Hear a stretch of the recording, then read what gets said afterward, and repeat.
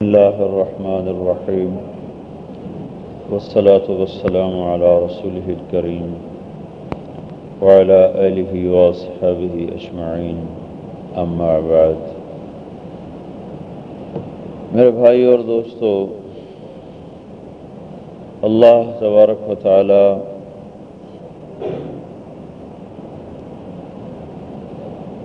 اپنے بندوں کے بارے میں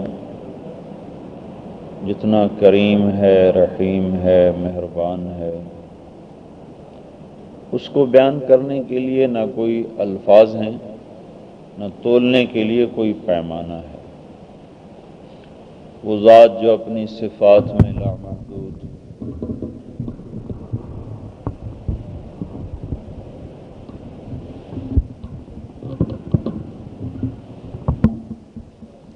اپنی ذات میں لامحدود، اسے ہم نہ کسی پیمانے سے ناپ سکتے ہیں، نہ کسی الفاظ سے اس کو بیان کر سکتے ہیں۔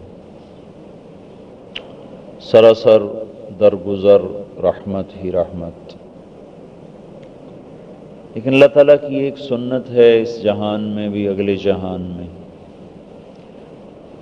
بنیادی طور پر یہ جہان جزا سزا کا نہیں ہے، یہاں مہلت زیادہ ملتی ہے، پکڑ بہت کم ہوتی ہے، انفرادی طور پر بھی، اجتماعی طور پر بھی پکڑ بہت کم، مہلت بہت زیادہ۔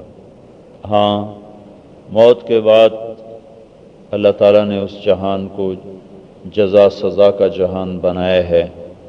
وہاں وَامْتَازُوا الْيَوْمَ أَيُّهَا الْمُجْرِمُونَ، یہ صدا لگائی جائے گی کہ مجرم آج الگ ہو جائیں۔ اور فریق فی الجنت و فریق فی السعیر، ایک طبقے پر جب اللہ کی عنایت ہوگی تو اس کو بھی سوچا نہیں جا سکتا، اور جب دوسرے طبقے پر جو پکڑ ہوگی اس کا بھی تصور محال ہے۔ ایک دفعہ جبریل سے آپ نے پوچھا کچھ جہنم کا حال تو بتاؤ، تو جبریل جب بولنے لگے تو بتاتے بتاتے ایک دم اللہ کے نبی نے فرمایا بس کرو بس کرو، حسبی حسبی، بس بس بس بس، لا ينصدع قلبی فاموت، مجھے لگتا ہے میرا دل پھٹ جائے گا اور میں مر جاؤں گا۔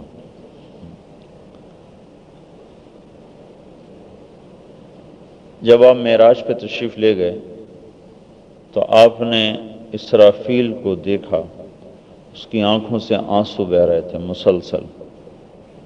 تو آپ نے پوچھا یہ کون ہے؟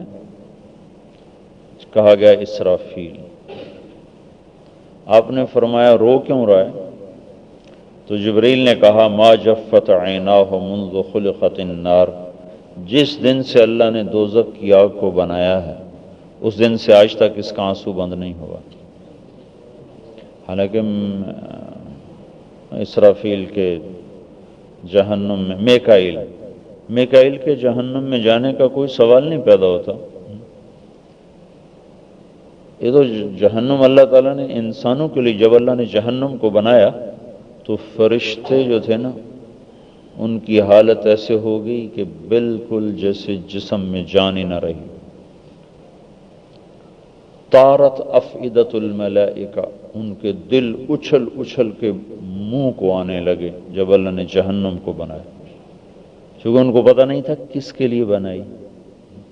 جب اللہ تعالیٰ نے انسانوں کے بنانے کا اعلان کیا اور جزا سزا کا نظام ان کے لیے اعلان کیا تو پھر جا کر ان کو حوصلہ ہوا اور ان کے اوسان بحال ہوئے۔ تو میکائیل جس دن سے جبریل نے کہا جہنم بنی ہے، ما جفت عیناہ منذ خلقت النار، جس دن سے اللہ نے جہنم کو بنایا ہے اس کا آنسو بند نہیں ہوا۔ تو بھائیو، نہ ہم اس جزا کو سوچ سکتے ہیں نہ اس سزا کو سوچ سکتے ہیں جو اللہ تعالیٰ نے موت کے بعد فرمایا ہے۔ ایک آیت فَلَا تَعْلَمُ نَفْسٌ مَا أُخْفِيَ لَهُم مِّن قُرَّةِ أَعْيُنٍ، تم تصور نہیں کر سکتے تمہاری آنکھوں کی ٹھنڈک کے لیے کیا سامان تیار کیا گیا ہے۔ جہاں تک تم اپنی سوچ لے جا سکتے ہو لے جاؤ، تو بھی ولدینا مزید، جتنا بھی تم تصور تخیل میں لذتوں کو بساؤ گے سوچو گے، میرے پاس اس سے بھی زیادہ تمہیں دینے کے لیے خزانے ہیں۔ جنت والوں کے لیے یہ آیت سب سے زیادہ خوشخبری سنانے والی ہے۔ ولدینا مزید، آ جاؤ، ملتا رہے گا، ہمیشہ ملے گا، ابد الآباد کے لیے ملے گا۔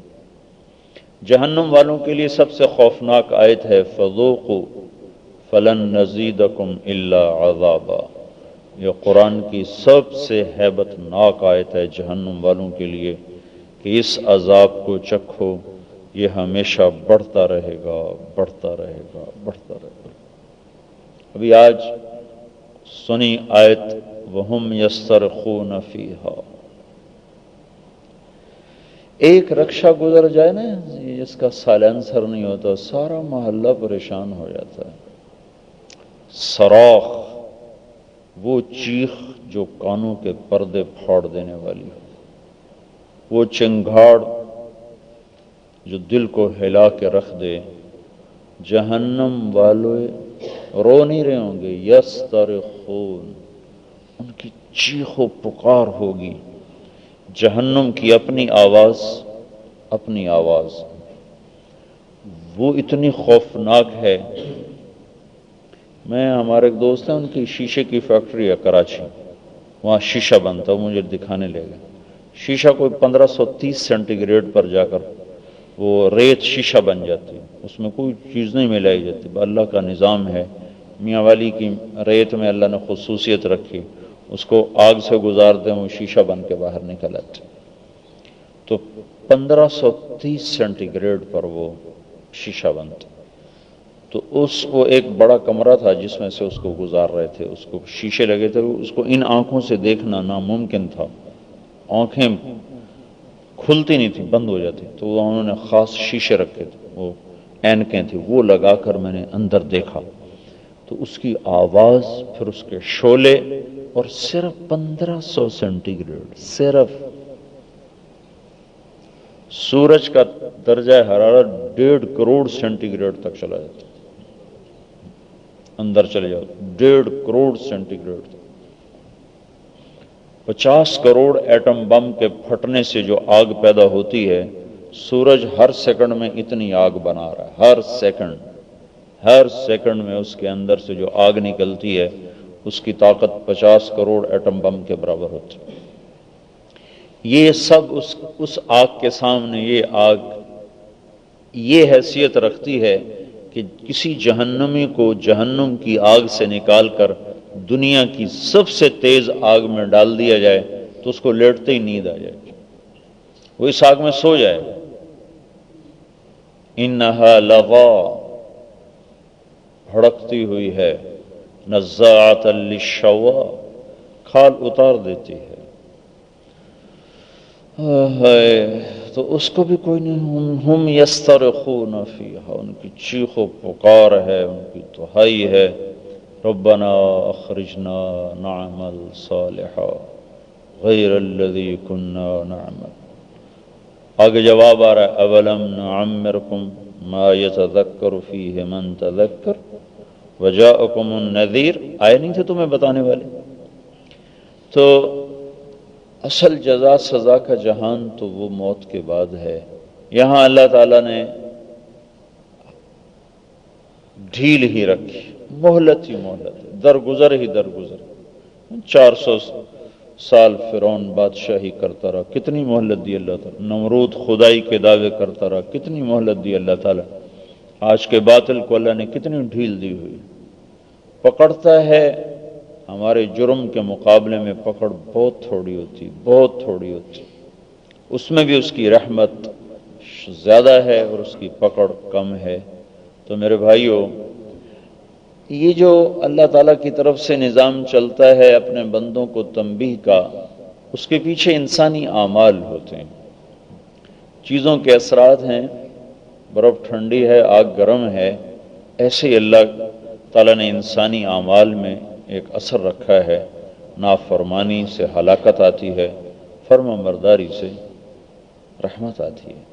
جھوٹ بولنا، سچ بولنا میرے لیے آپ کے لیے تو برابر ہے، لیکن جھوٹ بولنے والے انسان سے فرشتے 3 میل تک دور بھاگ جاتے ہیں، اس کے منہ سے ایسی بدبو آتی ہے، جھوٹ بولنے سے ایسی بدبو آتی ہے 3 میل تک فرشتے دور بھاگ جاتے ہیں۔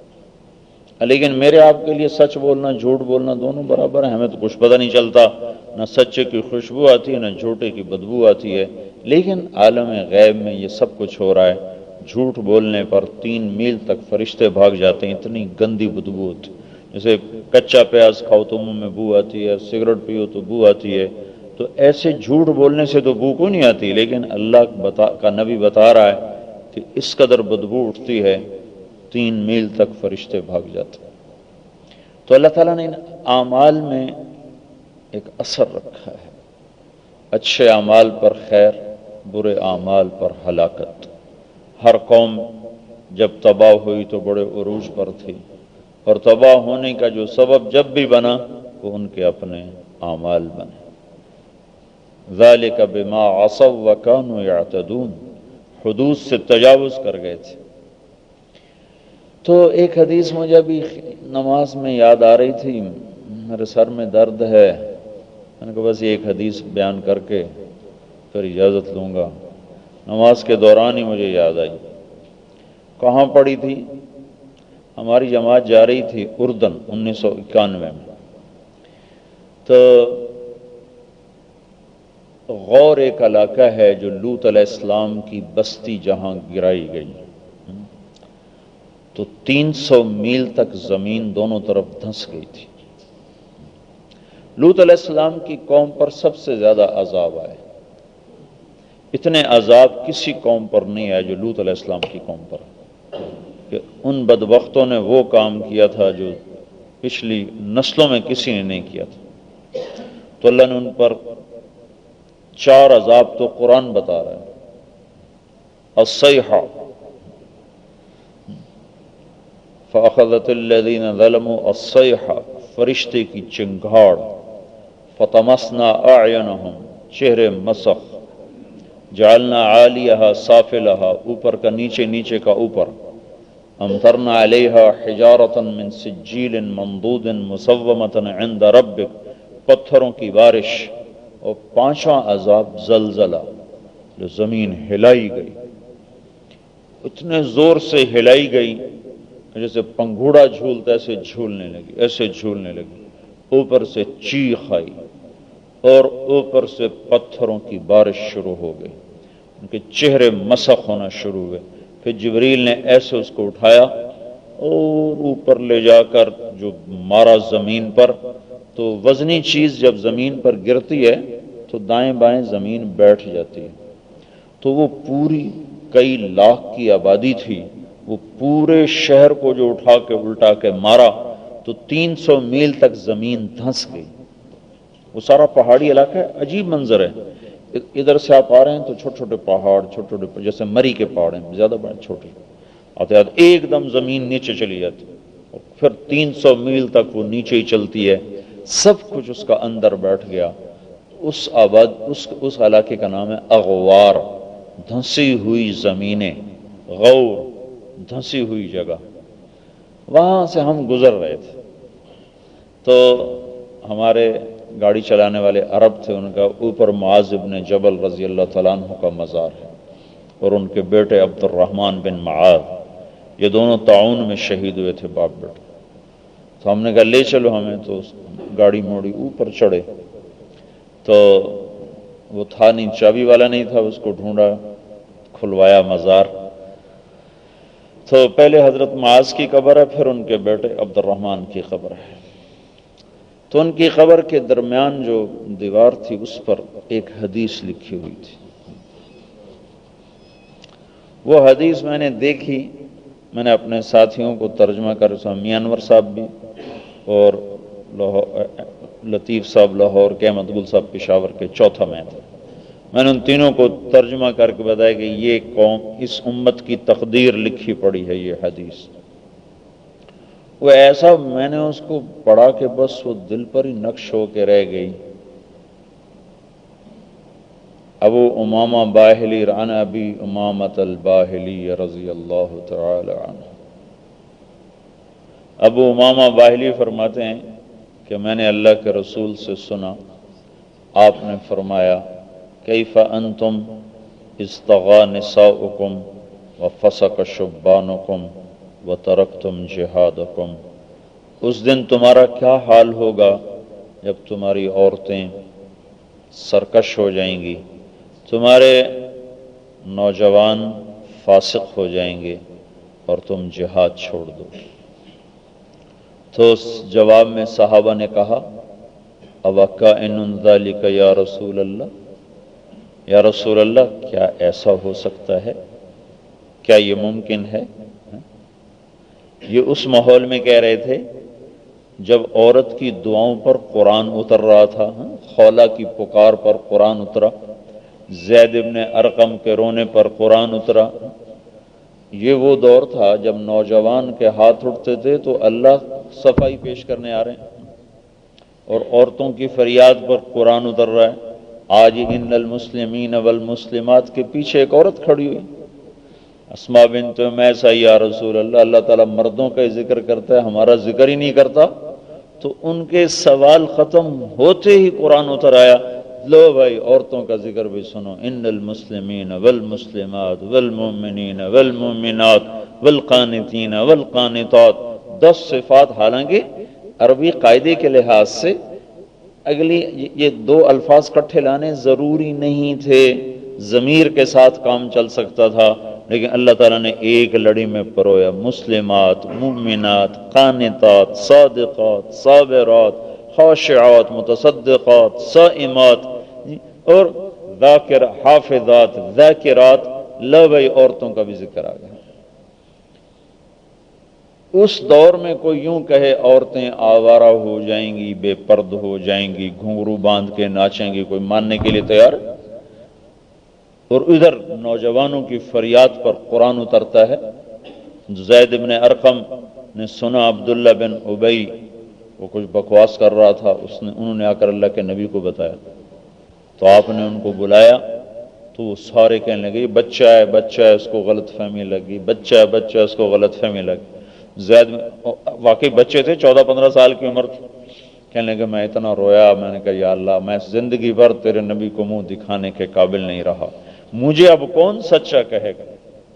ان کے آنسو رکے نہیں تھے کہ قرآن اترنا شروع ہو گیا، ہم الذین یقولون لا تنفقوا علی من عند رسول اللہ حتی ينفضوا، وہ سارا جو انہوں نے کہا تھا قرآن نے اس کو درا دیا۔ یقولون لئن رجعنا الى المدینۃ لیخرجن الاعز منها الاذل، یہی جملہ اس نے بولا تھا، قرآن نے اسی طرح اتار دیا۔ زید بن ارقم کی صداقت کو قرآن نے بیان کیا۔ اس وقت میں کوئی یوں کہے نوجوان گانے بجانے والے بن جائیں گے، بنسریاں پکڑ لیں گے، گٹار پکڑ لیں گے، گالیاں دیں گے، نمازیں چھوڑ دیں گے، کوئی اس کو تسلیم کر سکتا ہے؟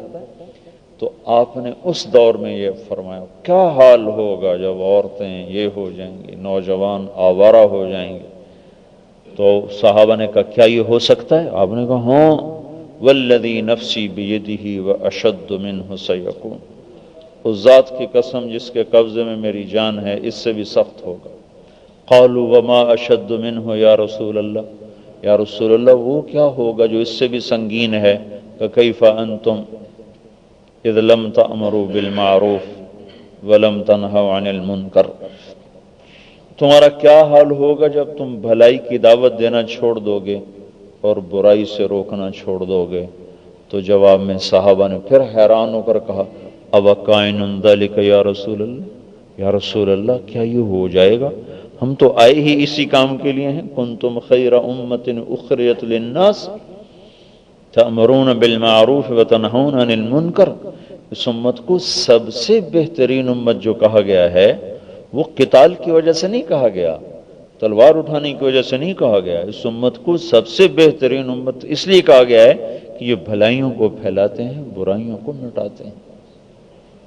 تو جو امت پیدا ہی ہو اس محنت کے لیے، تو وہ واقعی انہوں نے حیران ہو اوَکَائِنٌ ذَلِکَ یا رسول اللہ کیا ہو جائے گا، ایسا ممکن ہے؟ تو آپ نے کہا والذی نفسی بیدہ واشد منہ سیکون، اس ذات کی قسم جس کے قبضے میں میری جان ہے، اس سے بھی سنگین بات ہوگی۔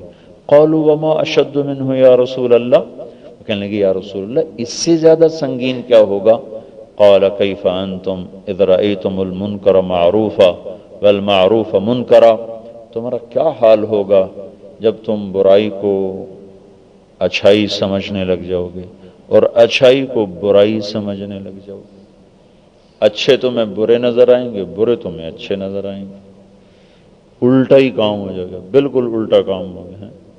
تو پھر انہیں حیران ہو کر پوچھا اوکائن ذالک یا رسول اللہ، یا رسول اللہ کیا یہ ہو سکتا ہے؟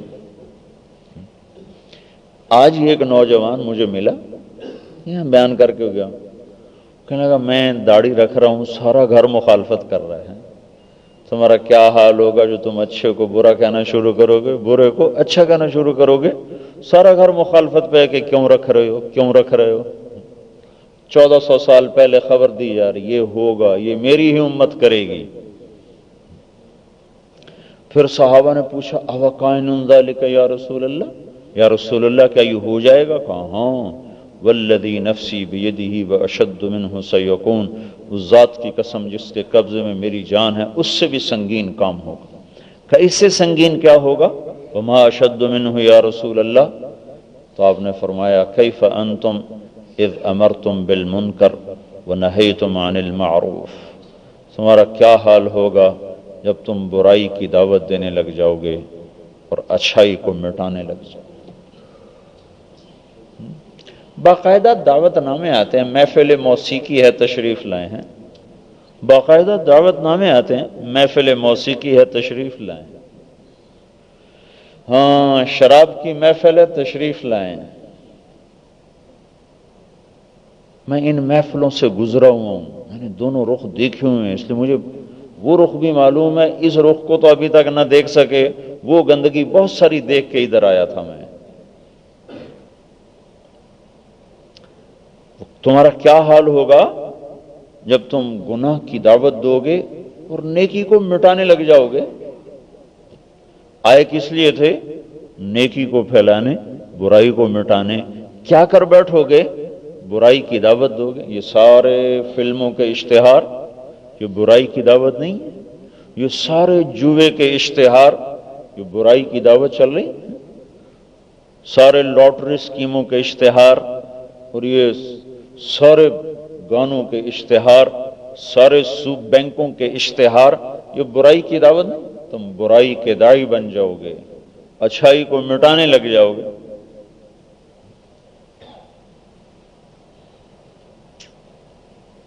آج ایک خاتون کا فون ہے کہ میرے خامن نے مجھے اس لیے چھوڑ دیا کہ میں پردہ کرتی ہوں۔ خاتون پردہ کیوں کرتی؟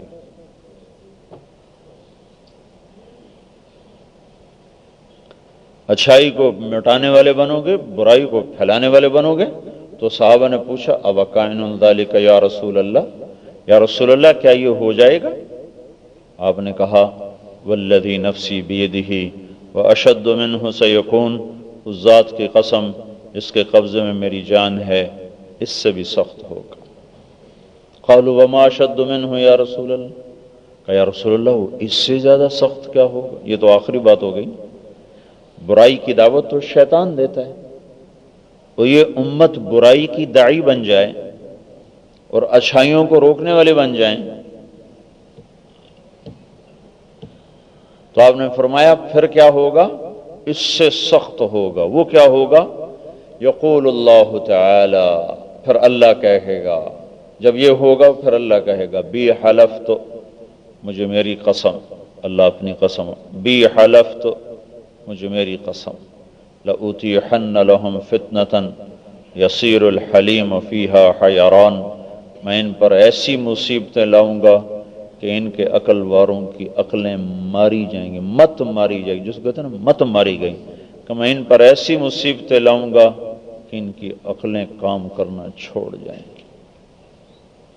تو بھائیو کہیں زمین ہلے، کہیں ہوا چلے، کہیں پانی اچھلے، کہیں پتھر برسیں، یہ سب کا سب ہمارے اپنے ہاتھوں کی کمائی ہے۔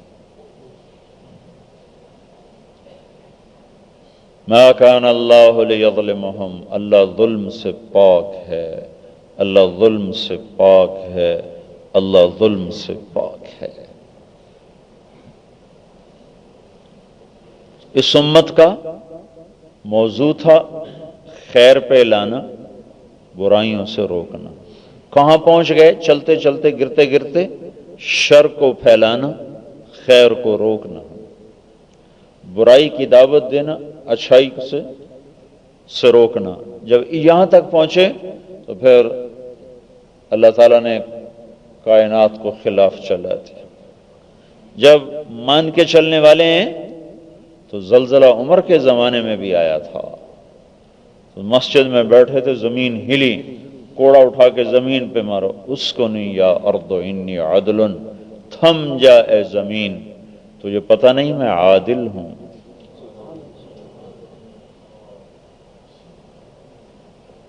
عدل ایک ایسی چیز ہے جو آئے ہوئے زلزلوں کو روک دے، اور ظلم وہ چیز ہے جو زمین کو بے قرار کر دے، اس کو کروٹ بدلنے پر مجبور کر دے۔ مدینے کی مشرقی جانب مجھے ایک عرب لے گیا تھا، وہ جگہ دکھائی تھی، وہ اس کا منبع تو نہیں دکھایا تھا لیکن بالکل قریب لے گیا تھا۔ پہاڑ پھٹا اور آگ نکلی اور ایسے پگھلاتی ہوئی پتھروں کو آ رہی، مدینے کی طرف آ رہی۔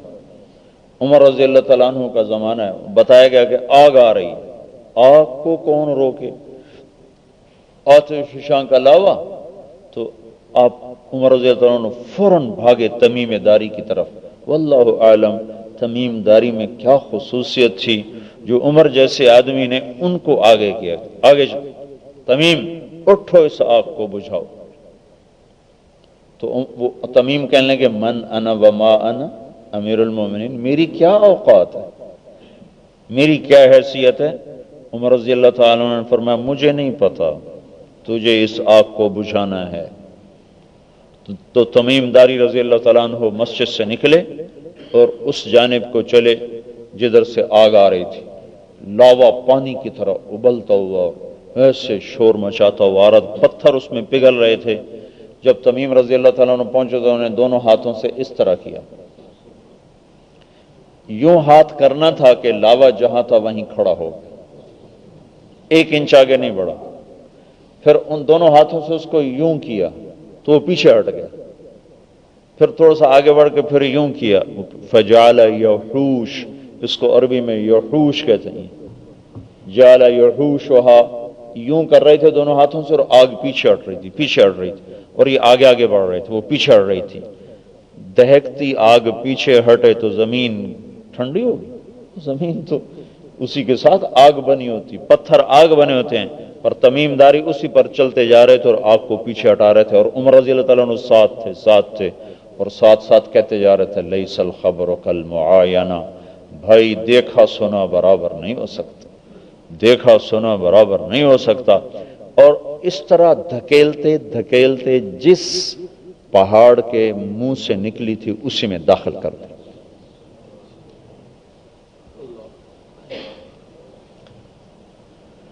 ہاں 40 سال کے بعد پھر وہ پہاڑ پھٹا، پھر آگ نکلی،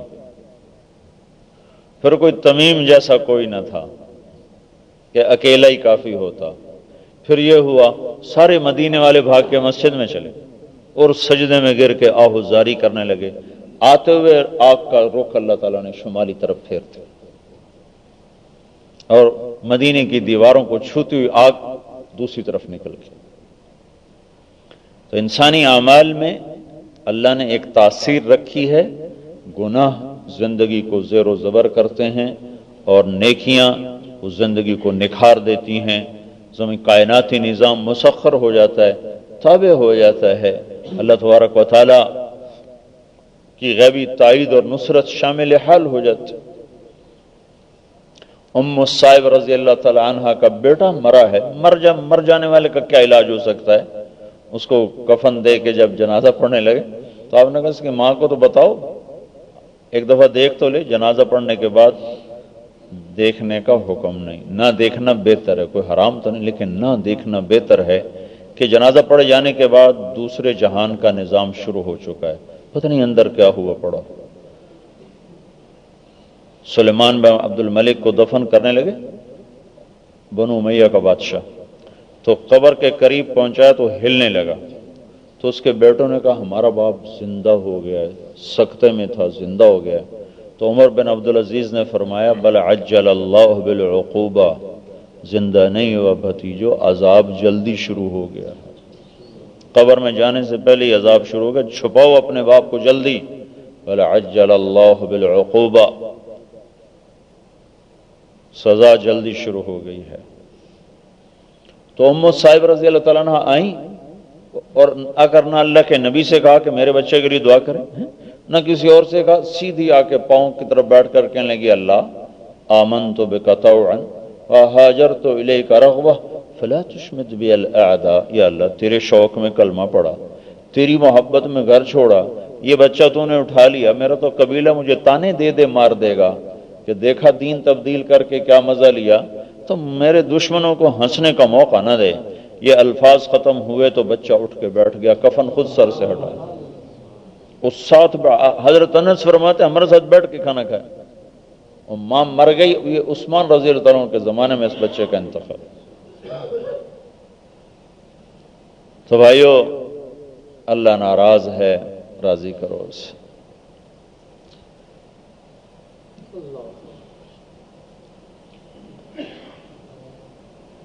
اس کی ناراضگی کو دور کرنا اس وقت کی سب سے بڑی ضرورت ہے۔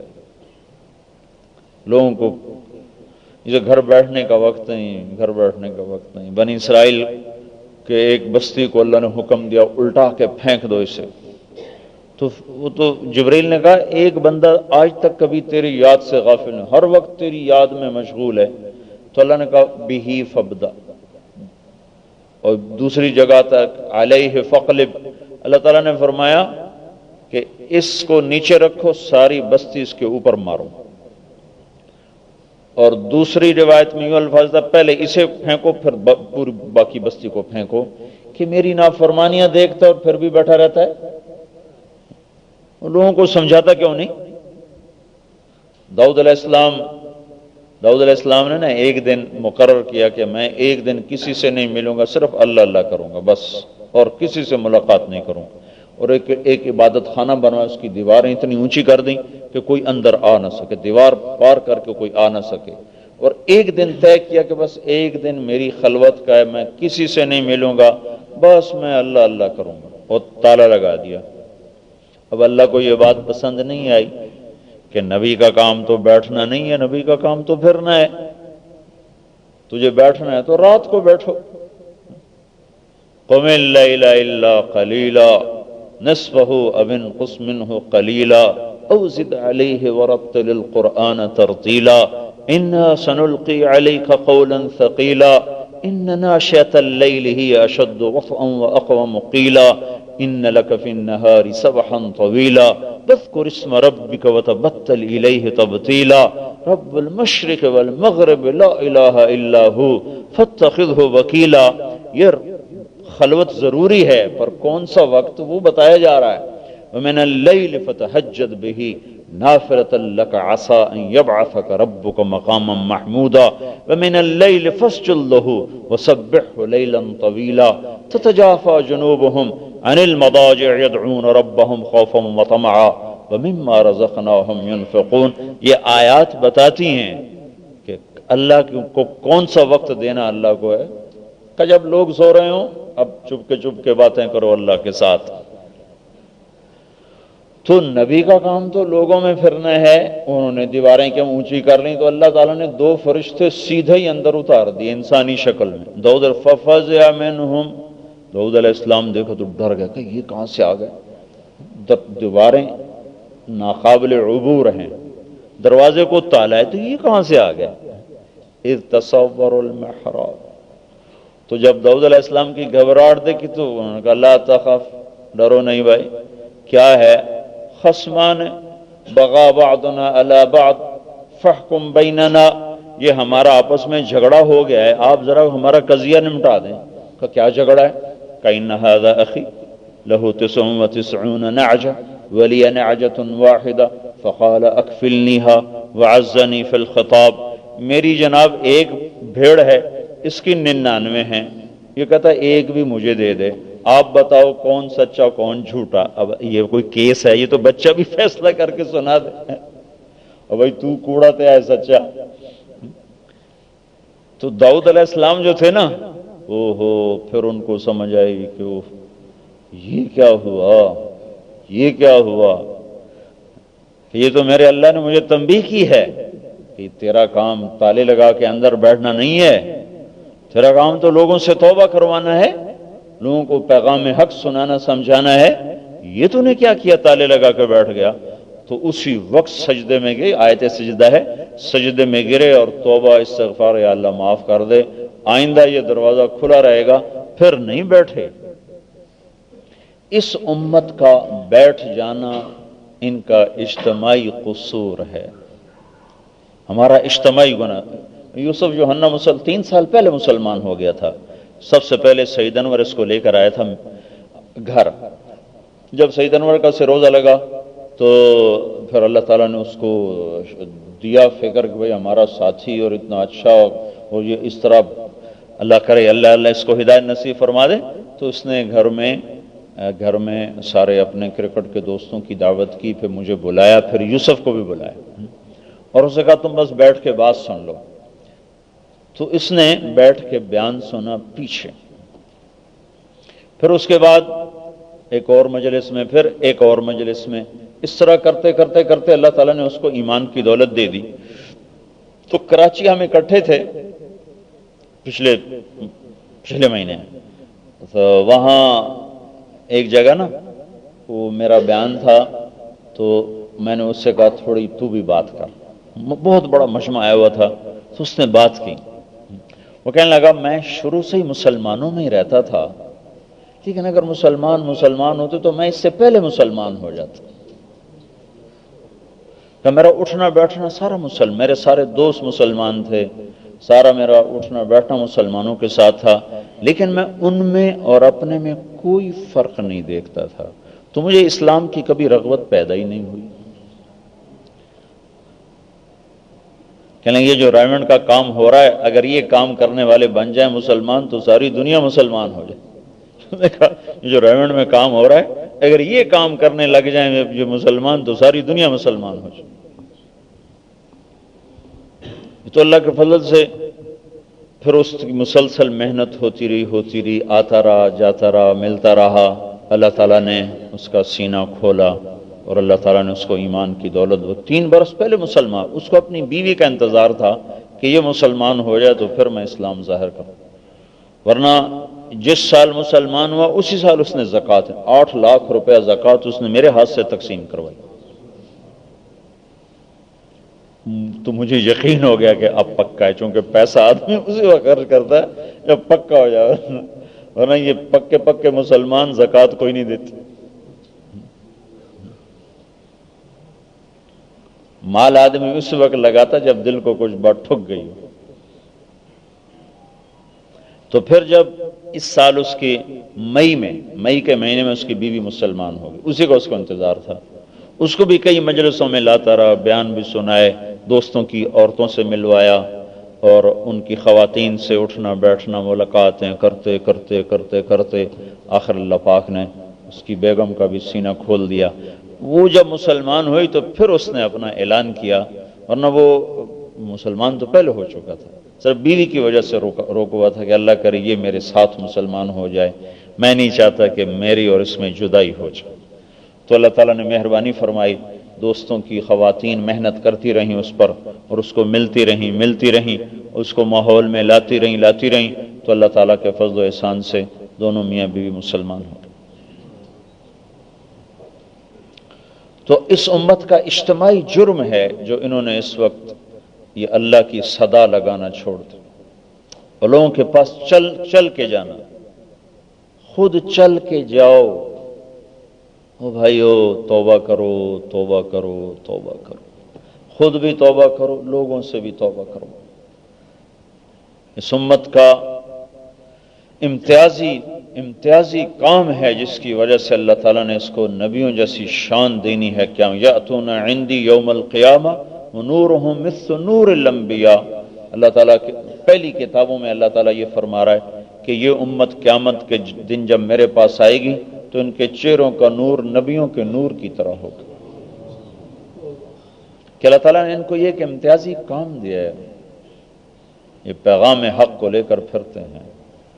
حارث بن مسلم تمیمی رضی اللہ تعالیٰ عنہ ایک لشکر میں اللہ کے نبی نے ایک جماعت بھیجی، ایک قبیلے پر حملہ کرنا تھا. تو حارث بن مسلم دوڑ کر ان کے پاس چلے گئے، کہنے لگے اگر جان بھی بچانی ہے اور مال بھی بچانا ہے تو کلمہ پڑھ لو، سب کچھ بچ جائے گا. ان کی اس قبیلے سے پہلے سے شناسائی تھی تو یہ لشکر سے پہلے دوڑے، انہوں نے سب نے کلمہ پڑھ لیا. جب صحابہ پہنچے تو سارے مسلمان ہو چکے تھے. تو بعضوں نے کہا تو نے ہمیں مال غنیمت سے محروم کر دیا، تو نے ہمیں مال غنیمت سے محروم کر دیا. جب یہ لشکر واپس آیا اور آ کر اللہ کے نبی کو حالات سنائے تو آپ نے حارث بن مسلم کو بلا کر حضرت علی کو بلایا. اور یہ نہیں ہوتا ہی تمغہ امتیاز جس کو کہتے ہیں آج کے دور میں، ان کو تمغہ امتیاز دیا، ٹرافی جس کو کہتے ہیں. آپ نے تحریر لکھوائی، ان کی شاباش کی، اس پر اپنی مہر لگوائی اور اس کے ساتھ آپ نے ان کو اس وقت کے لحاظ سے بہت سا انعام دیا. پھر فرمایا میرے بعد جو میرے خلفاء آئیں گے نا ان کے پاس میری تحریر لے کے جاتے رہنا، وہ بھی تمہیں انعام دیتے رہیں گے. تو ان کے انتقال کے بعد تو آپ صلی اللہ تعالی وسلم کے انتقال کے بعد ابو بکر رضی اللہ تعالیٰ عنہ خلیفہ بنے تو وہ ابو بکر کے پاس آئے تو انہوں نے تحریر کو دیکھا، اس پر اپنی مہر لگائی اور بہت بڑا ان کو انعام دیا. پھر عمر رضی اللہ عنہ کے زمانے میں وہ تشریف لائے تو انہوں نے تحریر دیکھ کر اپنی مہر لگائی اور انعام دیا. پھر عثمان رضی اللہ عنہ کے زمانے میں وہ تشریف لائے اور حضرت عثمان رضی اللہ تعالیٰ نے اس پہ مہر لگائی اور ان کو انعام دیا. اس کے بعد ان کا عثمان رضی اللہ تعالیٰ عنہ کے زمانے ہی میں ان کا انتقال ہو گیا. پھر عمر بن عبدالعزیز جب خلیفہ بنے تو انہوں نے ہار پوچھوایا بنو تمیم سے کہ حارث بن مسلم کے ورثاء میں کوئی ہے؟ کہا جی ہاں ان کا بیٹا ہے مسلم بن حارث بن مسلم تمیمی. تو آپ نے اس سے رابطہ کیا، تیرے پاس تیرے باپ کا وہ سند پڑھی ہے اللہ کے نبی والی کا؟ پڑھی کر لے کے آ. تو وہ اپنے باپ کی سند لے کر آئے تو عمر بن عبدالعزیز نے اس پر مہر لگائی اور ان کو انعام و اکرام دیا.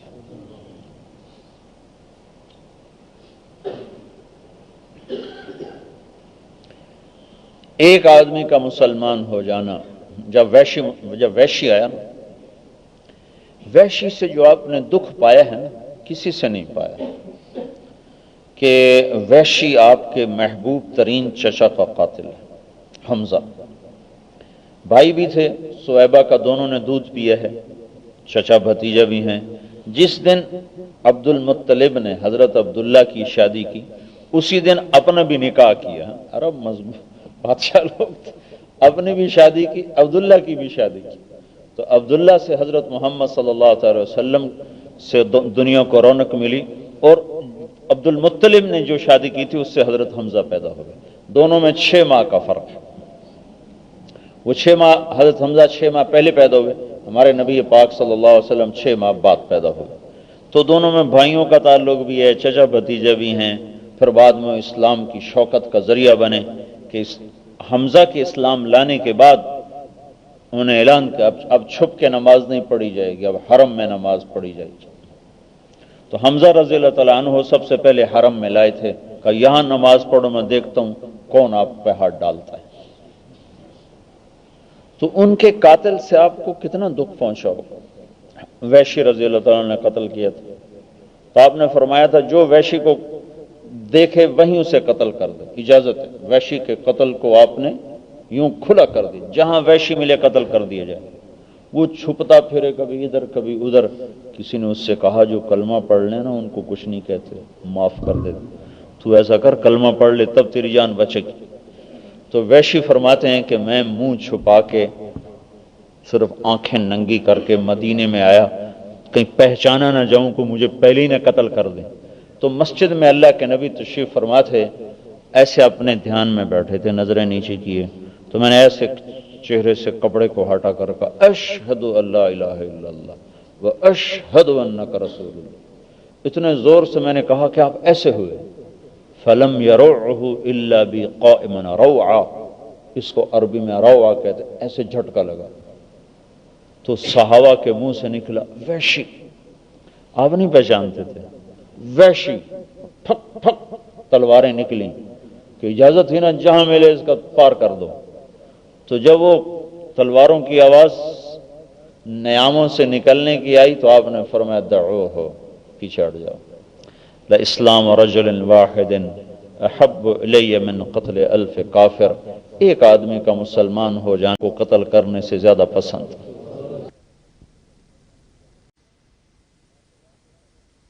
مزاج نبوت ہے، کافر کو کافر کہنا یہ مزاج نبوت نہیں، کافر کو مسلمان بنانا مزاج نبوت۔ میں نے کہا ایسی بے بسی تھی، آپ نے کہا تمنا تو میری یہ تھی کہ تیری میری ملاقات اس کلمے پہ نہ ہوتی، اظہار فرمایا اپنے جذبے کا کہ میری تمنا تو یہ تھی کہ تیری میری ملاقات کلمے پہ نہ ہوتی اور میں تجھے قتل کرتا، لیکن کلمہ میرے درمیان حائل ہو گیا۔ پھر آپ نے کہا اواحشیٌ انت، تو ہی وحشی ہے؟ کہا جی ہاں۔ کہا اقعد، بیٹھو یہاں، سامنے بیٹھو۔ تو آپ نے فرمایا میرا چچا تو شیروں جیسا شیر تھا، تیرے ہاتھوں قتل کیسے ہوگی؟ مجھے یہ تو بتا، مجھے آج اخبرنی کیف قتلت حمزہ، تو نے حمزہ کو کیسے قتل کیا تھا؟ کہ یا رسول اللہ میں جبیر بن مطعم کا غلام تھا اور طعیمہ بن عدی کو قتل کیا تھا بدر کی لڑائی میں حمزہ نے۔ تو جبیر، طعیمہ، یہ مطعم دونوں بھائی ہیں، جبیر ان کا بھتیجا ہے طعیمہ کا۔ تو جبیر نے مجھ سے کہا تو میرے چچا کے بدلے میں محمد کے چچا کو قتل کر دے تو تجھے آزاد کر دے، یا علی کو قتل کر دے یا محمد کو قتل کر دے۔ تو وہ کہنے لگا کہ آپ کی طرف تو میں آ ہی نہیں سکتا تھا کہ مجھے پتا تھا آپ پہ تو بہت پیرا ہوگا، اور حمزہ سویا ہوا بھی ہوتا تو میں اس پہ حملہ نہیں کر سکتا تھا، اس کا ایسا روب تھا میرے اوپر، اس لیے میں دونوں کو چھوڑ کے علی کو قتل کرنے کے لیے نکلا تھا۔ اور میں کرتا ہوں چھپ کے وار، میں غافل پہ وار کر سکتا ہوں، بیدار پہ نہیں۔ تو میں نے جب غور کیا علی رضی اللہ تعالیٰ عنہ کو لڑتے ہوئے تو میں نے دیکھا کہ یہ شخص غافل نہیں، جیسے اس کی تلوار چاروں طرف گردش کر رہی ویسی اس کی نظر بھی چاروں طرف گردش کر رہی ہے، میں اس کو دھوکہ نہیں دے سکتا۔ پھر میں نکلا حمزہ رضی اللہ تعالیٰ عنہ کی تلاش میں کہ وہ آپ پہ پہنچ نہیں سکتا، اس کو یہ غافل نہیں ہے۔ پھر حمزہ کی طرف آیا تو دیکھا ان کے دونوں ہاتھوں میں تلوار تھی، وہ سیدھے ہی جا رہے تھے، دائیں بائیں کی ان کو ہوش نہ تھی۔ میں کہا بس یہ میرے خوف میں ایسا، تو میں ایک پتھر کے پیچھے چھپ کے بیٹھ گیا۔ تو عبد العزہ بن السباع ایک قریش کا سردار تھا، وہ کہہ رہا تھا انہیں باندھ باندھ کے مارو، انہیں باندھ باندھ کے مارو۔ تو انہوں نے فرمایا میری طرف آ ختنہ کرنے والی کے بیٹے، آ گیا، میں تجھے بتاتا ہوں۔ یہ وہ وقت ہے جب شکست ہو چکی تھی اور ہر طرف افراتفری مچ چکی تھی، میری طرف آ میں تمہیں بتاتا ہوں۔ تو وہ کہنے کہ وہ پیچھے ہٹا، وہ اس نے جو حمزہ کو دیکھا تو وہ پیچھے بھاگا، حمزہ رضی اللہ تعالیٰ عنہ اس کی طرف بھاگے، جب وہ بھاگے تو میری زد میں آ گیا، لیکن میرے خنجر اٹھاتے اٹھاتے انہوں نے تلوار کا جو ایک ہاتھ مارا، اس کی گردن یوں کٹ کے چلی گئی جیسے کبھی دھڑ پہ تھی نہیں، لیکن اس دوران وہ میری زد میں آ گیا۔ میں نے اپنے برچھے کو پھینکا، وہ سیدھا ان کے کلیجے اور آنتوں کو چیرتا ہوا پار نکل گیا۔ تو انہیں ایسے مڑ کے میری طرف دیکھا تو مجھے لگا جیسے میری جان وہیں نکل جائے گی، لیکن میرا خنجر کام کر چکا تھا۔ وہ چند قدم چلے اور گر گئے، اور میں نے اوا عمارہ کی آوازیں سنی تو مجھے یقین ہو گیا کہ کام ختم ہو چکا ہے۔ پھر میں چلا گیا، میرا تو کوئی کام نہیں تھا لڑنے سے، میں تو آزادی چاہتا تھا، میں نے اس لیے قتل کیا تھا۔ یہ کہانی سنائی جب تو کیا دیکھا؟ اللہ کے نبی کی آنکھوں سے آنسوؤں کی جھڑیاں، ٹپ ٹپ آنسو گر رہے تھے۔ اور آپ نے فرمایا ویحک غیب عنی وجہک، اللہ تیرا بھلا کرے، میرے سامنے نہ بیٹھا کر، میرا غم تازہ ہو جاتا۔ جس کو دیکھنے سے بھی تکلیف محسوس ہوتی تھی اس کو بھی جنتی بنا دیا، اس کو بھی رضی اللہ عنہ کا سرٹیفکیٹ دلوا دیا اللہ تعالی سے۔ یہ ہے فکر نبوت۔ تو بھائیو، اس وقت حالات بہت خوفناک طور پر، بہت ہی خطرناک موڑ تک امت کو لا چکے ہیں۔ اب نہ کاروبار بڑھانے کے وقت ہیں، نہ بیٹھنے کے وقت ہیں، اب پھرنے کا وقت ہے کہ خود بھی پھرو، لوگوں کو بھی پھراؤ، خود بھی توبہ کرو، لوگوں سے بھی توبہ کرواؤ، اور اللہ کے سامنے رو گڑ گڑاؤ کہ جن گناہوں کی وجہ سے اللہ ناراض ہوا ہے ان گناہوں سے توبہ تو ہو نہیں رہی، اور نہ اس کے لیے کوئی لوگ فکر مند نظر آ رہے ہیں کہ وہ لوگ پیچھے پھر رہے ہیں، بھائی مہربانی کرو مہربانی کرو۔ آگ لگ جائے تو ہر کوئی آگ بجھانے کے پیچھے پڑتا ہے، دکانیں کھول کے کون بیٹھتا ہے؟ تو آگ لگی ہوئی ہے نافرمانی کی چاروں طرف۔ حضرت عائشہ رضی اللہ تعالی عنہ سے پوچھا گیا، اما جان زلزلے کیوں آتے ہیں؟ زلزلے کیوں آتے ہیں؟ تو حضرت عائشہ رضی اللہ تعالی عنہ نے فرمایا، جب لوگ شراب پیتے ہیں، جب لوگ زنا کرتے ہیں بے باکی کے ساتھ۔ زلزلے کیوں آتے ہیں؟ ارشاد فرمایا، جب لوگ زنا کرتے ہیں بے باکی کے ساتھ، کھلم کھلا، شراب پیتے ہیں سر عام، اور موسیقی کی محفلیں سجاتے ہیں سر بازار، تو اللہ تعالیٰ کو عرشوں پر غیرت آتی ہے اور وہ زمین کو حکم دیتا ہے انہیں ہلا دو، انہیں جھنجھوڑ دو۔ تو نہ تو کسی نے گانے سے توبہ کی ہے، نہ کسی نے شراب سے توبہ کی ہے، نہ کسی نے زنا سے توبہ کی، نہ بے نمازی نے نماز سے توبہ کی، نہ ماں باپ کے نافرمان نے اس نافرمانی سے توبہ کی، نہ کوئی سود خور نے سود سے توبہ کی ہے۔ یعنی جتنے نافرمانیوں کے کام چل رہے ہیں ویسے ہی چل رہے ہیں۔ تو بھائیو، اب تو ساری دھرتی خطرے میں ہے۔ جب تک مہلت چلتی ہے، جب وہ مہلت کا دروازہ بند ہوتا ہے پھر چاروں طرف سے پے در پے نشانی آنا شروع ہو جاتی ہے۔ تو بچنے کا راستہ صرف ایک ہی رہ گیا ہے کہ توبہ کی جائے، توبہ کروائی جائے۔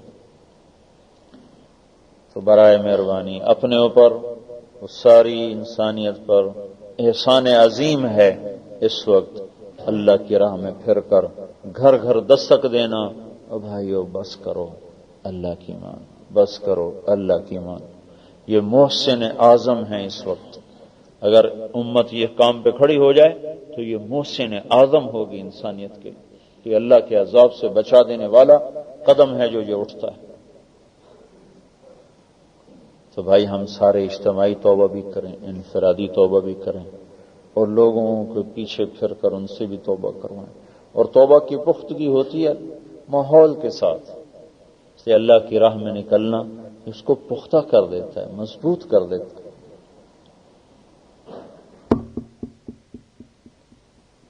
تو سارے بھائی، ایک تو بھائی پچھلی زندگی پر توبہ کرو، دوسرا اجتماعی طور پر جماعتیں بن کر اللہ کی راہ میں پھرو، کہ اللہ کے غضب کو دور کرنے والا اس کے سوا کوئی عمل اس وقت نہیں ہے۔ ہائے ہائے،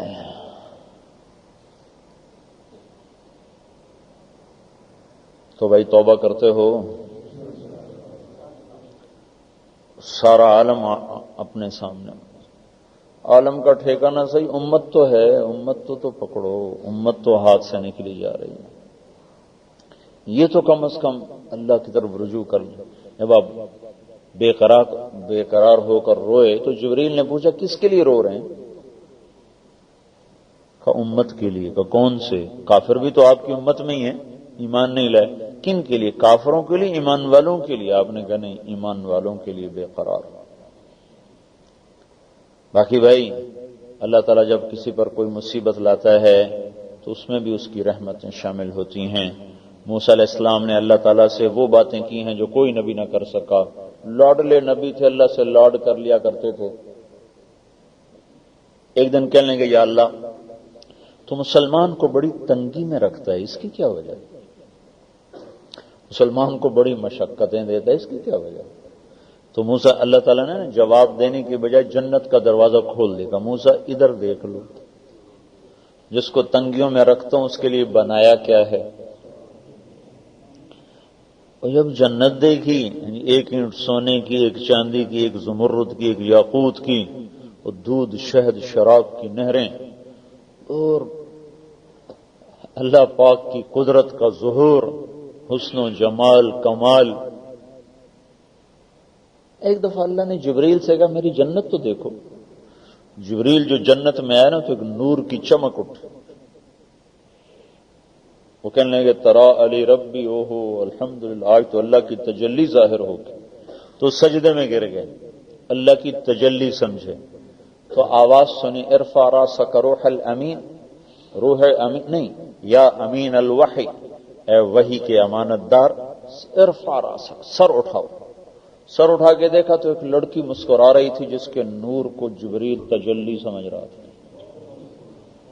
وہ حیران ہی ہو گئے، سبحان اللہ، جس کو جبریل دیکھ کر حیران ہوا تو اس کو اس کا خامن دیکھ کے کیسے حیران نہ ہوگا۔ وہ کہنے لگی اور تجھے، وہ کہنے لگے سبحان الخالق، واہ واہ، کیا کہنے تیرے بنانے والے کی۔ وہ کہنے لگی تجھے پتا ہے میں کس کے لیے ہوں؟ کہنے لگے نہیں۔ لمن آثر مرضات اللہ علی ہواہ، جو فیصلہ باد میں خواہش کی غلامی سے نکل کر رب کی غلامی میں آ جائے گا، میرا اس سے نکاح ہو جائے گا۔ جو یہ کام کر لے کہ اپنی غلامی سے نکل کر اللہ رسول کی غلامی میں آ جائے، میرا اس سے نکاح ہو گیا۔ پھر جنت الفردوس ایسی چیز ہے جس کو اللہ تعالیٰ نے ساری جنت کو بنایا، کونی بن جا، وہ بنتی گئی۔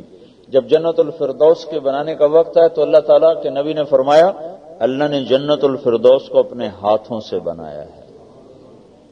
پھر کن کا کام نہیں چلا، ہاتھ استعمال ہوئے، جیسے اللہ کی شان۔ ہم اس کا مطلب نہیں سے یہ متشابہات میں سے ہے، اس کی صحیح تعبیر اللہ اور رسول کے سوا کوئی نہیں جانتا۔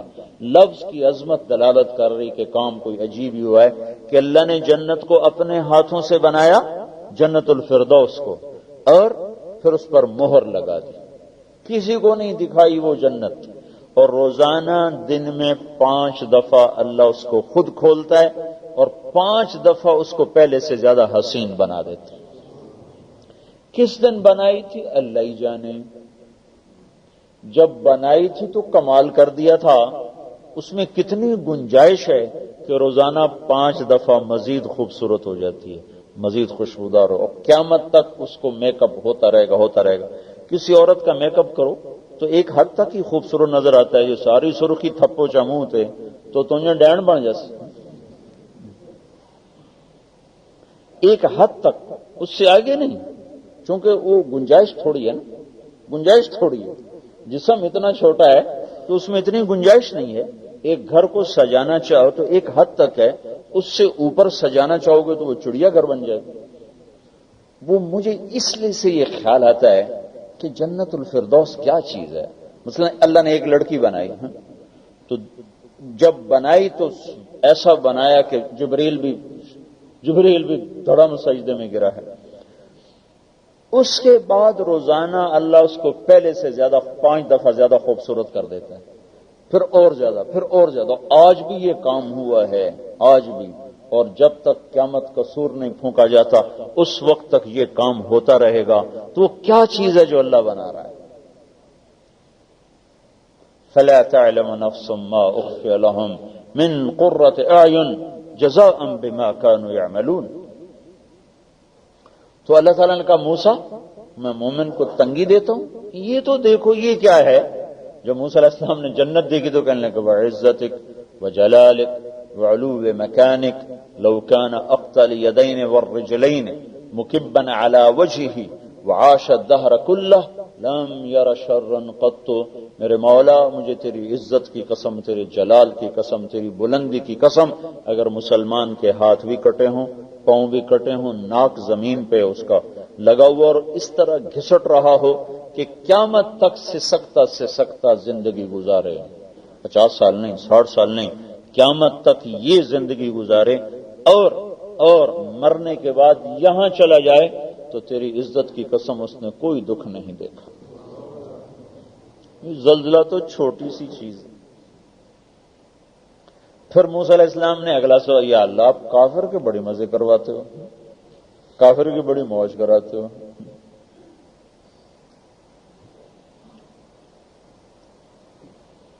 وہ ایک ہمارا ذمہ دار تھا، وہ گیا یورپ کی سیر کرنے، واپس آ کے لگتا مائن تائیں لگتا جنت ہوتے دوزخ ہو، اللہ تعالیٰ سانو ادھے دھکا دے دیا، انہوں نے ادھے چا دھکا دے۔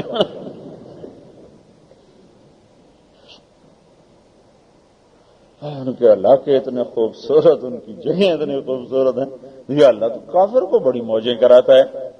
موسیٰ علیہ السلام کا انداز ایسا ہی ہوتا تھا لاڈ کا، وہ آگے اللہ بھی ان کے لاڈ سہتے تھے۔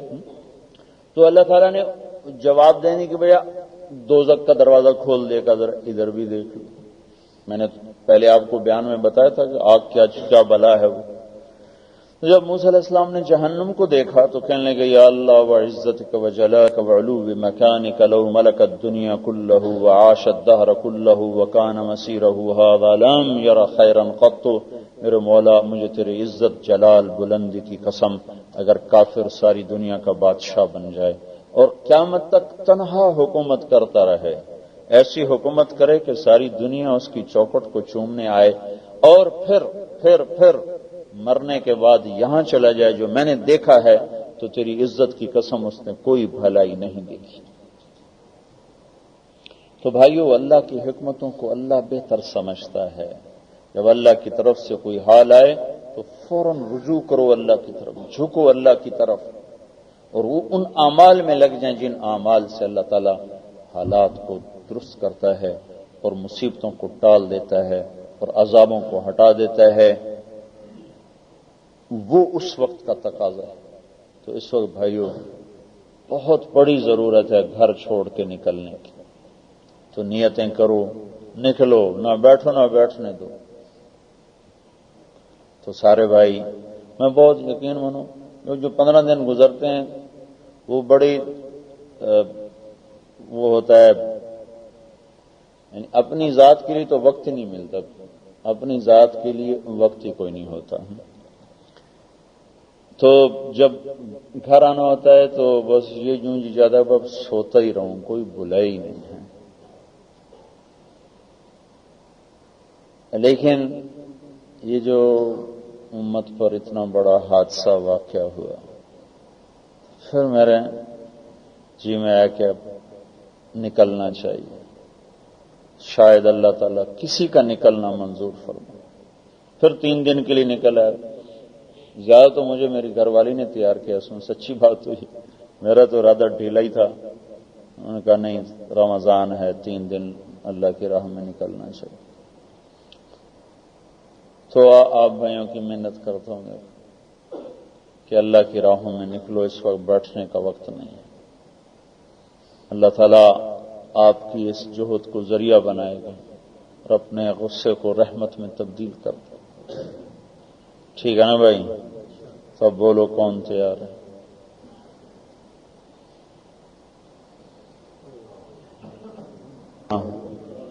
تب زندگی میں شامل ہو چکے ہیں ان سے بھائی خود سوچ کر ان سے توبہ کی جائے۔ انسانی مزاج میں بھول جانا ہے، غفلت ہے، گناہ تو ہو ہی جاتے ہیں، گناہوں پہ اصرار یہ ہلاکت ہے۔ ہو جائے معافی مانگے، توبہ کرے، معاف ہو جاتا ہے۔ انکار شیطان نے بھی کیا، انکار زمین آسمان نے بھی کیا۔ آج ہی ہم نے سنا قرآن پاک میں کہ اللہ تعالیٰ نے زمین آسمان سے کہا میری امانت اٹھاؤ، ان کا یا اللہ ہم نہیں اٹھاتے۔ اللہ نے شیطان سے کہا سجدہ کر، ان کا یا اللہ میں نہیں کرتا۔ ایک مردود ہو گیا ہے، ایک اسی طرح مقبول رہے ہیں، دونوں میں کیا فرق ہے؟ شیطان نے بھی کہا میں نہیں کرتا سجدہ، زمین آسمان نے بھی کہا ہم نہیں اٹھاتے. تو یہ اسی طرح مقبول اور وہ مردود دونوں کا فرق اگلا لفظ بتاتا ہے. ابا ابینا، شیطان نے کہا نہیں کرتا، ابینا زمین آسمان نے کہا نہیں کرتے. تو یہ مردود وہ مقبول. ابا واستکبر، وہ انکاری ہوا اور تکبر میں آیا، اس کا تکبر اسے لے ڈوبا. فَأَبَيْنَ أَن يَحْمِلْنَهَا، زمین آسمان نے کہا ہمارے بس میں نہیں.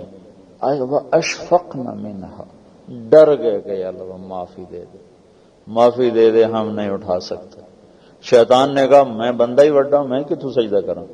زمین آسمان نے کہا یا اللہ ہمارے بس کا نہیں، ہمیں معاف کر دے. وہ بھی انکاری، وہ بھی انکاری. اس کے انکار کے ساتھ تکبر تھا، وہ مردود ہو گیا. ان کے انکار کے ساتھ ڈر، خوف، منت تھی، یہ مقبول رہے. انسانی فطرت ہے، ہو جاتی ہیں خطائیں، لیکن جو ڈٹا رہتا ہے وہ خود بھی برباد ہوتا ہے اور اوروں کو بھی برباد کرتا ہے. اور جو ہو جائے اور معافی مانگ لے تو اس لوجد اللہ تواب الرحیم، ان کے لیے اللہ مہربان ہے، کریم ہے، حنان ہے، منان ہے. تو اپنی زندگی کا ہر بھائی جائزہ لے، کیا چیزیں ہیں جو زندگی میں شامل ہیں. مثلا ایک عام بات جس کو کوئی بڑا وزن نہیں دیا جاتا، اللہ کے نبی نے فرمایا میرے امتی سے ہر گناہ ہو سکتا ہے، جھوٹ نہیں بول سکتا. ہر عیب کر سکتا ہے اور جھوٹ نہیں بول سکتا. اور ایک حدیث میں دو چیزیں فرمائی، کہ مومن آدمی ہر عیب میں مبتلا ہو سکتا ہے، پر نہ یہ کبھی جھوٹ بولے گا، نہ یہ خیانت کرے گا. خیانت اور جھوٹ اگر زندگی میں شامل ہے تو اپنے ایمان کی خیر منائے. تو اس طرح غیبت ہے جو اس طرح پھیل چکی ہے، اور نیک لوگ اس میں مبتلا ہیں. نیک لوگ، نمازی لوگ، دیندار لوگ، دیندار عورتیں، ان کو شیطان نے اس میں پھنسایا ہے. ہر آدمی کے لیے جال اس کا جدا جدا ہے، تو وہ اس میں پھنساتا ہے کہ اوروں کی غیبت اپنی اچھائی، اوروں پر تنقید اپنی اچھائی، کمیاں پکڑنا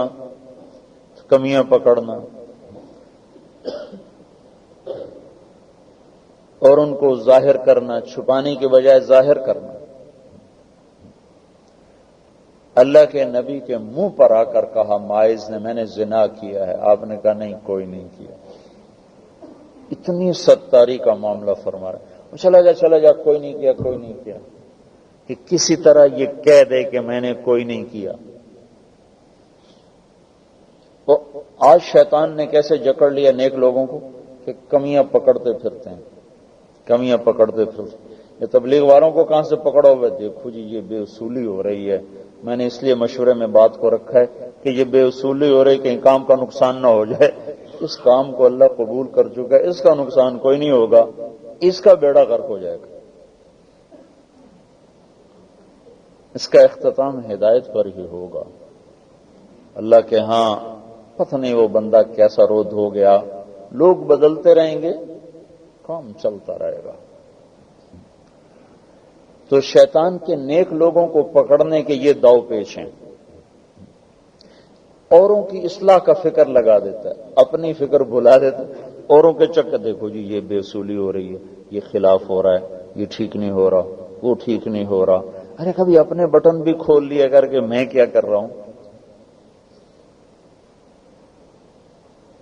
تو یہ نیک لوگوں کو شیطان پکڑتا ہے اس راستے سے. میں نے زندگی میں ایک شخص دیکھا جس کی محفل میں نہ کسی کی کمی بولی جا سکتی تھی نہ وہ بولتے تھے. مولانا سعید خان صاحب رحمت اللہ علیہ. زندگی میں ایک شخص دیکھا، سارا جہان پھرا ہوں، ہر گھاٹ کا پانی دیکھا بھی ہے، چکھا بھی ہے، اور وہ کوئی نرالا ہی شخص تھا.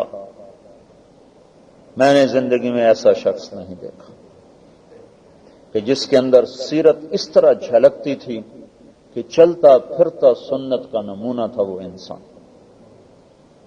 بہت کم دنیا میں ایسے انسان مائیں جنتی ہیں.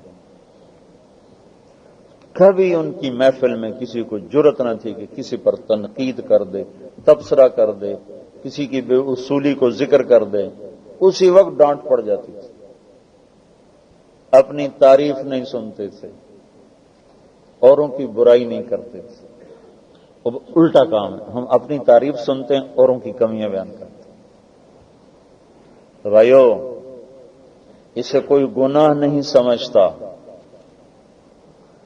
یہ معاشرے کو آگ لگا دینے والی چیز ہے. اپنی آنکھیں بند کر لو اوروں کی کمیوں سے، تب جا کر اللہ تمہیں اپنی کمیاں دکھائے گا، ورنہ غافل ہو جائیں گے.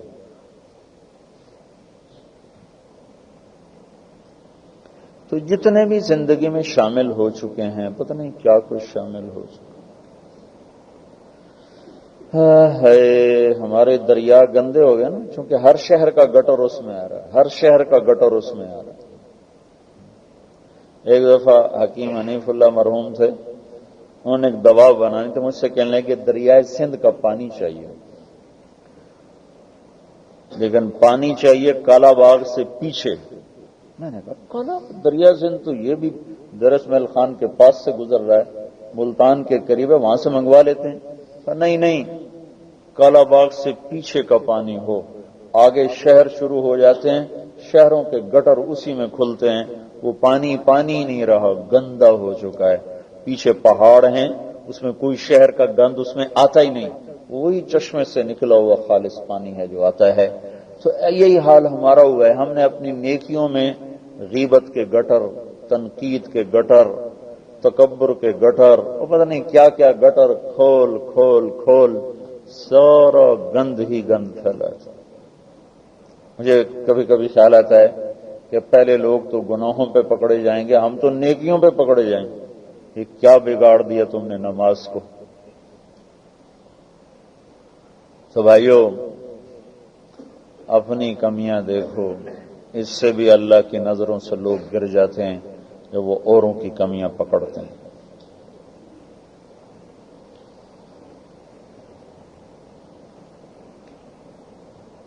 کبھی کسی کو حقیر نہ سمجھو، کسی کی خاص طور پر نیک لوگوں کی کمی دیکھو، اسے چھپاؤ. وہ فرشتے نہیں ہیں، وہ معصوم نہیں ہیں، انسان ہیں. ان کی کمی اچھالو گے، دین بدنام ہوگا. کیونکہ انسان ایسے جذباتی ہیں، ذرا کسی دیندار میں کمی دیکھیں تو سیدھا دین پہ حملہ کرتے ہیں. اس کو انسان سمجھنا چھوڑ دیتے ہیں. ذرا کوئی داڑھی رکھ لے، تینوں تو بھائی پورا مسلمان ہونا چاہیے، داڑھی منا کے ایسی جو مرضی کری. کیوں؟ یعنی کلمے کا تعلق، یعنی نیکی کا تعلق کلمے سے ہے، داڑھی سے ہے. کلمہ پابند کرتا ہے حرام سے بچو، حلال پہ کھڑے ہو جاؤ.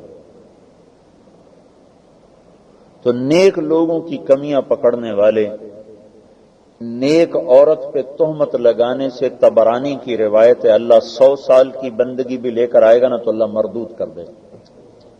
کسی نیک عورت کو بدنام کرنے والا، کسی نیک عورت کو بدنام کرنے والا 100 برس کے سجدے بھی لے کر آئے گا تو اللہ رد کر دے. یہدم عمل 100 سنۃ، 100 برس کی نیکیاں اللہ اس کی برباد ہو جاؤ. نیک لوگوں کی کمیاں نہ پکڑا کرو. کیا پتا کون سی نیکی اللہ کو پسند ہے، اس کا کام بن جائے، میں دھر لیا جاؤں. تینوں کیا ٹھیکیدار بنایا حساب کتاب میں؟ حساب لینے والا تو اللہ ہے. پتہ نہیں کون سی نیکی پہ درگزر کر دے، پتہ نہیں کون سے عمل پہ گرفت کر لے. تو میں یہ نیک لوگوں میں پھنسی ہوئی برائی ہے. میں یہ اس لیے بتا رہا ہوں کہ اس میں اس قدر پھنس چکے ہیں ہم لوگ کہ کوئی نظر ہی نہیں آتا جو اس سے بچو. جہاں 2 آدمی بیٹھتے ہیں، تیسرے پہ تبصرہ تنقید. وہ میں اس لیے کہتا ہوں، میں بہت اس کا سامنا کرتا ہوں. مجھے اتنی سننی پڑتی ہیں کہ جس کی کوئی انتہا نہیں. اگر میں مولانا سعید خان صاحب کے ساتھ 4 دن نہ گزارا ہوتا تو پتہ نہیں آج میں کہاں بیٹھا ہوتا، میرا کیا حشر ہوتا.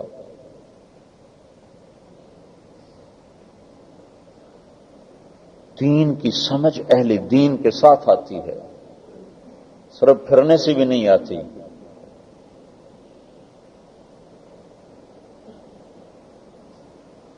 تو چونکہ ہر وقت یہ ہوتا رہتا ہے سمجھتا آ رہا ہوں.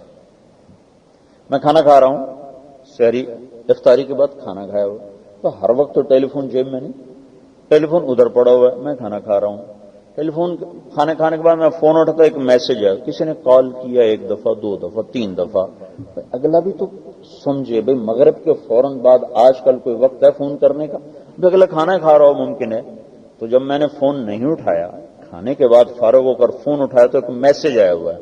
کیا میسج تھا؟ اگر میں سعید انور ہوتا تو تم فوراً میرا فون اٹھاتے، اگر میں جنید جمشید ہوتا تو تم فوراً میرا فون اٹھاتے ہیں، تم بڑوں کے لیے مولوی ہو، چھوٹوں کے لیے نہیں ہو. یہ میسج آیا. اب ہم تو غریبوں کو بھی محنت کرتے تھے. سب سے پہلے خسرو میں نے کام کیا، خسرو کو کوئی سلام بھی نہیں کرتا. سب سے پہلے میں نے خسرو کو جا کر نکالا، 3 دن کی جماعت نکالی. آپ لوگ سلام کرنا بھی نہ پسند کرو ان سے. ہم تو غریبوں سے بھی ملتے ہیں، مالداروں سے ملتے ہیں، لیکن لوگ اس قدر بے احتیاطی کا شکار ہیں. ذرا کسی سے کوئی کمی ہو اسی وقت فتویٰ. تو بھائیو احتیاط کیا کرو. میں بیان کر کے اٹھا، ایک بزرگ نے مجھ سے مصافحہ کیا، میں نے مصافحہ کیا. مجھے نہیں پتا کب وہ آئے کب نہیں آئے، میں سارا دن مصروف رہا. بیان کرتے میں نے گھر جانا تھا تو میں تیزی سے نکلا. وہ آئے ہوں گے، انہوں نے مصافحہ کیا ہوگا، میں نے بھی کیا ہوگا. میں نے کس کیفیت میں کہا مجھے نہیں یاد. اگلے دن انہوں نے مجھے خط دیا کہ یہ خط پڑھ لینا. اوپر لکھا ہوا ہے طارق جمیل، نیچے خط کے آداب میں ہے دشمن کو بھی خط لکھو تو السلام علیکم تو لکھو. نیچے السلام علیکم نہیں لکھا ہوا، نیچے لکھا ہوا تم سے نہ ملتا تو اچھا تھا، تمہارا بھرم کھل گیا، تم سیاسی مولوی ہو، اپنی دکان چمکانے کے لیے تقریریں کرتے ہو، لمبی گاڑی رکھتے ہو اپنا روب جمانے کے لیے، ٹریفک روکنے کے لیے. لمبی گاڑی رکھتے ہو ٹریفک روکنے کے لیے، اور تقریریں کرتے ہو اپنا روب جمانے کے لیے. متکبرین کی طرح تم مصافحے کرتے ہو، تمہیں تو سلام کرنے کا بھی سلیقہ نہیں. لے بھائی میں نے کیا جرم کیا جو اتنا سخت خط لکھا؟ میں نے پھر سارے اپنے مدرسے کے بچوں کو اکٹھا کیا. میں نے کہا تمہیں خط سناتا ہوں، تم میری تعریفیں سنتے ہو، ذرا یہ بھی سن لو. وہ سارا خط میں نے ان کو سنایا. میں نے کہا دیکھو بیٹو، کبھی کسی کو اسیس کرنے میں جلدی نہ کرنا. لوگ اتنے بدتمیز ہو چکے ہیں، لفظ میں سخت استعمال کر رہا ہوں، جلا ہوا ہوں، اتنے بدتمیز ہو چکے ہیں. ذرا کسی سے تھوڑی سی بے رخی ہوگی، انسان جو ہوا فوراً متکبر بنتا ہے. انتقال کرنے کا طریقہ نہیں ہوتا. اب بھائی اتنا بڑا فتویٰ کسی پہ لگا دینا، پہلے اس سے سفر تو کرو اس کے ساتھ. ایک آدمی کے بارے میں ایک صحابی نے کچھ کہا تو ہمارے نبی نے فرمایا تو نے اس کے ساتھ سفر کیا ہے؟ کہ جی کوئی نہیں. معاملہ کیا ہے؟ کہ جی کوئی نہیں. کہ پھر یہ فتویٰ کیوں لگا رہا ہے؟ تو یہ نیک لوگ اس میں مبتلا ہیں، اوروں کی کمیاں پکڑتے رہتے ہیں. تو اللہ تعالیٰ سب سے بڑی سزا یہ دیتا ہے کہ ان کو اپنی کمیوں بھلا دیتا ہے. تبلیغ والوں کو ایک بے اصولی کے لفظ کے ساتھ تبلیغ والوں کو ایسا شیطان نے چکر دیا ہے کہ بڑوں کو الٹا کے پھینک دیا. اور دینداروں کو اپنی نیکی کے تکبر میں ایسا پھنسایا ہے کہ وہ کسی کو خاطر میں نہیں لاتے. اس لیے بھائیو، جو ساز سے نکلی ہے وہ دھن سب نے سنی ہے، جو تار پہ بیتی ہے وہ کس دل کو پتا ہے.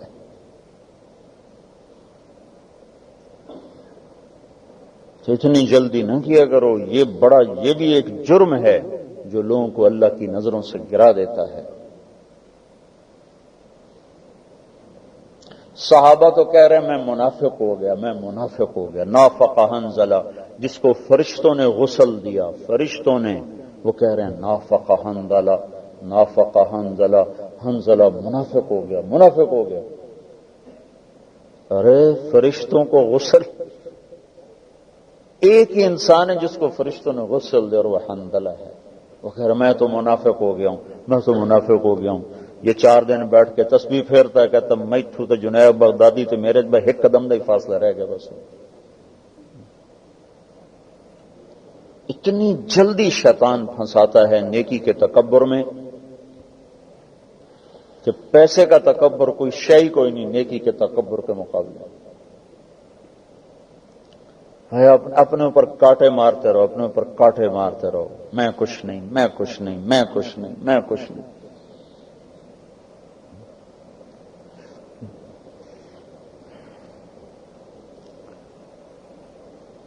تو یہ چیز آدمی کو اللہ کے قریب کر دیتی.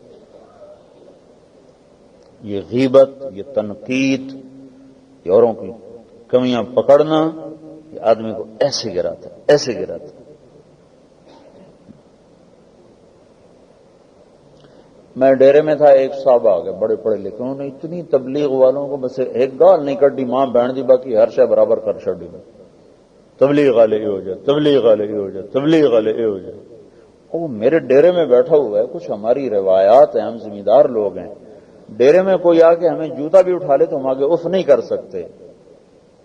میرا ڈیرا ہے، کچھ عزت نفس ہے کہ آنے والا گالی بھی نکالے گا تو ہم خاموشی سے سنیں.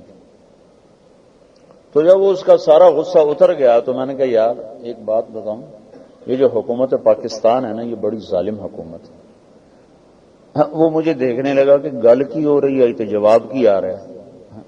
میں کہا یار ہے جڑی حکومت پاکستان ہے نا، یہ بڑی ظالم حکومت ہے، پر اتنے ظلم کے باوجود بھی اپنے بچوں کے لیے، اپنی رعایا کے لیے اتنے رحم دل ہیں کہ جو 67 نمبر ضائع کر دے اور صرف 33 نمبر لے لے اس کو پاس کر دیتے. 67 نمبر کے ضائع ہونے کو نہیں دیکھتے، 33 نمبر لینے پر اس کو سند پکڑا دیتے ہیں.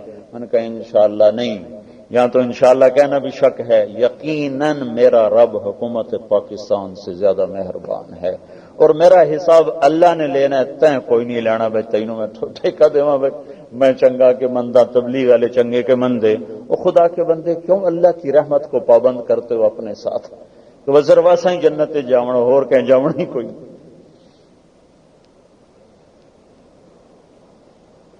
پیا جس کو چاہے سہاگن وہی ہے. تو اللہ تو کریم ہے، پتہ نہیں کون سے عمل پہ پسند فرما کر کہ چل بھائی تیرا بیڑا پار. تو لہذا بھائیو لوگوں کے تبصروں سے بچو، بچو، اللہ کے واسطے بچو. یہ وہ زہر ہے، زہر حلاحل بھی اس کے آگے ماند پڑ چکا ہے. بس اپنی کمیاں تلاش کرو، اپنی کمیاں تلاش کرو تو اللہ جل جلالہ اس سے عزتیں عطا فرمائے گا، بلندیاں عطا فرمائے گا. استغفار کی کثرت کرو، اور 3 دن کی جماعتیں بنا کر پھرو بیٹھنے کا وقت اللہ کی قسم نہیں ہے یہ. اس کے بعد اور کیا خطرے کی گھنٹی بجے گی.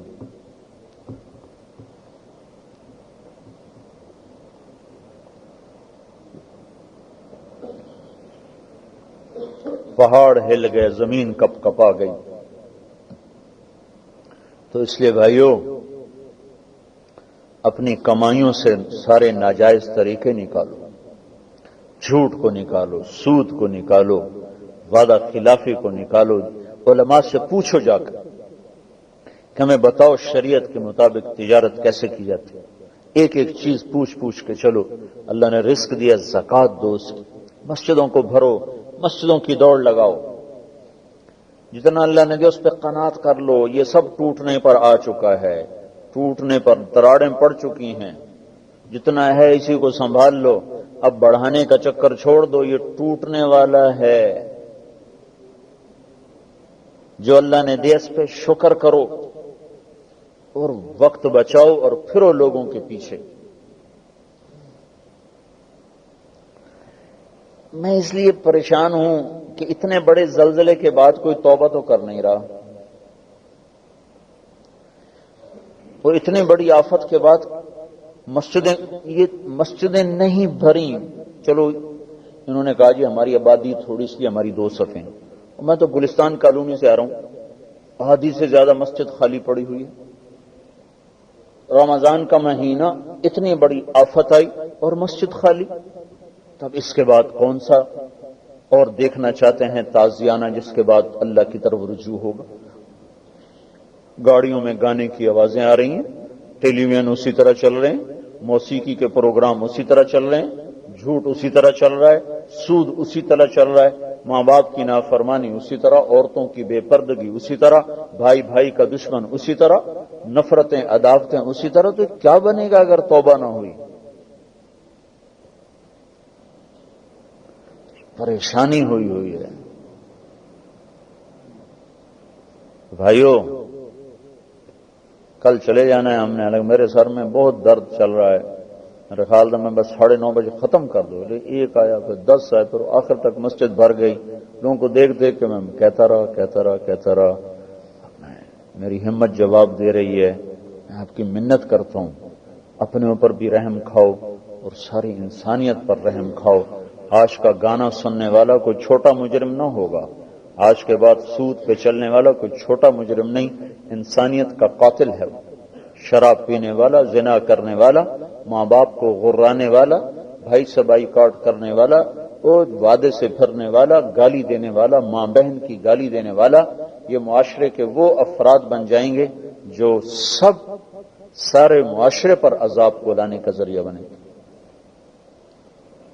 جب مہلت ہوتی ہے تو ہوتی رہتی ہے، جب مہلت ختم ہوتی ہے پھر جھٹکے شروع ہو جاتے ہیں. ہم اللہ کے در پر جھکیں.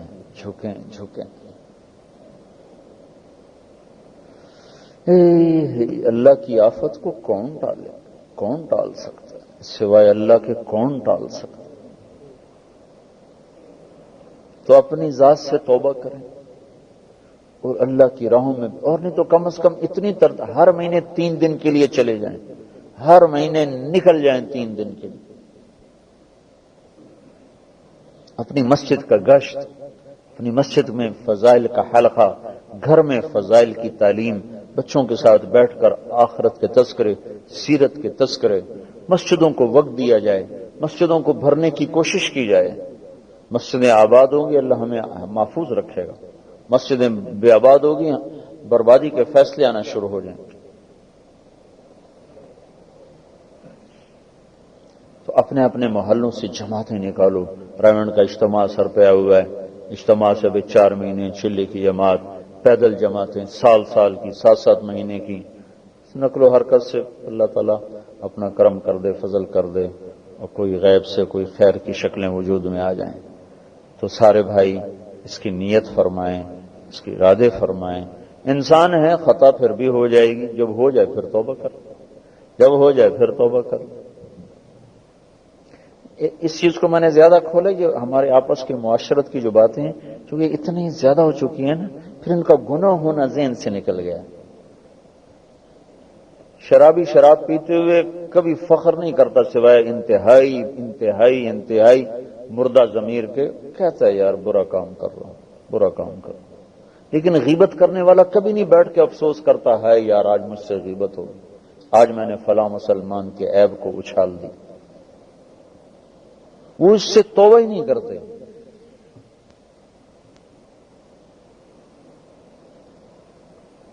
آپ تشریف لے جا رہے تھے، ایک کتا مرا پڑا تھا، اس کے قدم اوپر ہو گئے تھے، ایسے پیڑ پھول گیا تھا.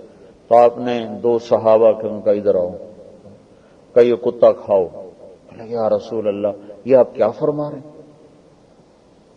کتا زندہ بھی ہو تو حرام ہے، تو مر کے مردار بدبودار. تو آپ نے فرمایا ابھی جو تم نے اپنے بھائی کا گوشت کھایا ہے وہ اس سے بھی زیادہ مردار ہے. دونوں نے غیبت کی تھی. تو آپ کو پتہ چل گیا تو آپ نے فوراً بلا کے فرمایا یہ کتے کا گوشت کھانا آسان ہے، وہ کام مشکل ہے جو تم نے کیا ہے.